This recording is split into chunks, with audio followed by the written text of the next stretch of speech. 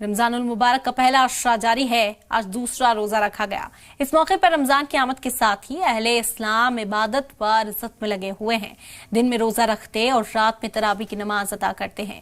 اس مہینے میں خدا کا فضل و کرم نازل ہوتا ہے. کولکتہ کی نخودا مسجد کے امام مولانا محمد شفیق قاسمی نے رمضان کی فضیلت اور روزے کی اہمیت پر روشنی ڈالی.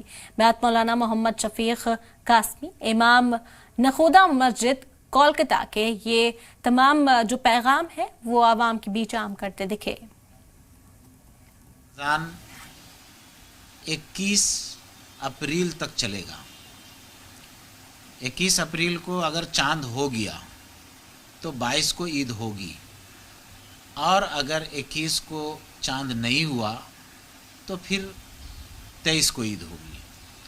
تو گویا کہ اردو کیلنڈر جو ہوتا ہے یا تو 29 کا ہوتا ہے یا 30 کا ہوتا ہے، اور چاند کا اعلان جو ہوتا ہے عید کا ہو یا رمضان کا ہو یا کسی بھی مہینے کا، یہ چاند دیکھ کر کے اعلان ہوتا ہے کہ کل پہلی تاریخ ہوگی.